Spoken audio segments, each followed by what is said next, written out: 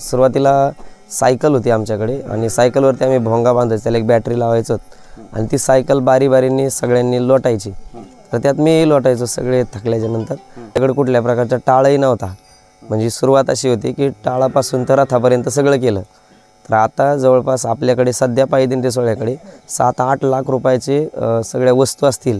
सर्वसामान्य कुटुंबात जन्मलेल्या लहानशा पोरानं वयाच्या 16व्या वर्षी 60 वारकऱ्यांना सोबत घेऊन सुरू केली पालखी। आज 600 वारकऱ्यांच्या साथीनं करतायत पंढरीची वारी। वर्ष होतं 2012चं। आजपासून तब्बल 12 वर्षांपूर्वी सुरू केली दिंडी। सुरुवातीला 2000 रुपयांच्या सायकलवर साऊंड सिस्टीम जोडून भजन म्हणत केली पंढरीची वारी। आज 600 वारकऱ्यांच्या सोबतीनं करतायत पंढरीची वारी। अहमदनगर जिल्ह्यातील शेवगाव तालुक्यातील कांबी येथील भाऊसाहेब महाराज पन्हाळकर यांनी वयाच्या 16व्या वर्षी विश्वासनंद महाराज यांची पालखी पंढरपूरला नेण्याचं ठरवलं। अगदी त्यावेळच्या लहान पोरावर विश्वास ठेवून 60 वारकरी वारीसाठी तयार झाले आणि अनेक अडचणींवर मात करीत सुरू झाली पंढरीची वारी। सद्गुरू विश्वासनंद महाराज यांच्या संजीवन समाधीला 101 वर्ष पूर्ण झाले आणि त्यानंतर आम्ही हा पालखी सोहळा पंढरपूरकडे प्रस्थान केला। पहिल्या वर्षी आपल्या पायदिंडी सोहळ्यामध्ये जवळपास 50-60-70 पर्यंत लोक होते। तर यंदा 12वं वर्ष आहे, एक तपपूर्ती सोहळा, एक तप पूर्ण होते।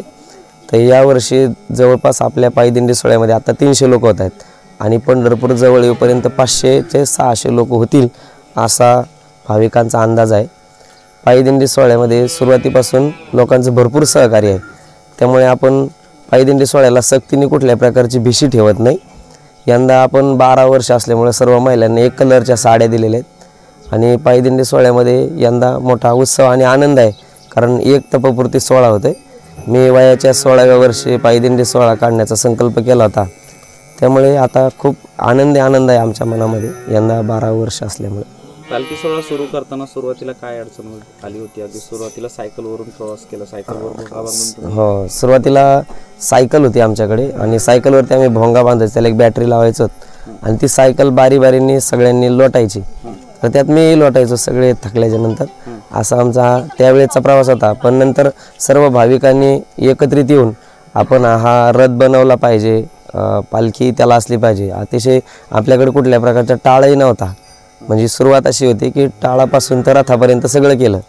तर आता जवळपास आपल्याकडे सध्या पायदिंडी सोहळ्याकडे 7-8 लाख रुपयाचे सगळ्या वस्तू असतील, एवढे वस्तू आपल्या पायदिंडी सोहळ्यात आहेत आणि पुढे भविष्यात खूप सहकार्य करतील लोक, एवढं सगळ्यांची अपेक्षा आहे। ज्यावेळेस पालखीची सुरुवात करायची होती त्यावेळेस आता टाळ गोळा करण्यापासून सुरुवात केली, काय वाटलं? लोकांनी विश्वास ठेवला? हो, लोकांनी खूप विश्वास ठेवला, कारण माझं वय कमी होतं तरी पण लोकांनी माझ्यावरती विश्वास ठेवला।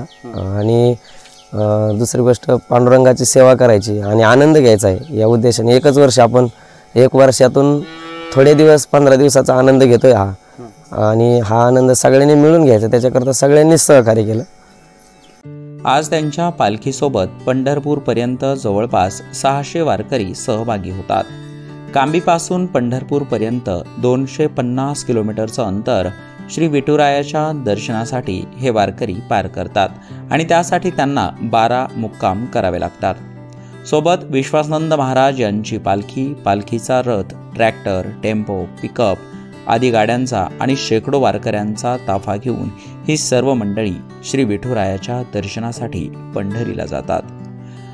वारीची ही परंपरा अशीच चालू ठेवणार असल्याचे यावेळी पन्हाळकर यांनी सांगितले।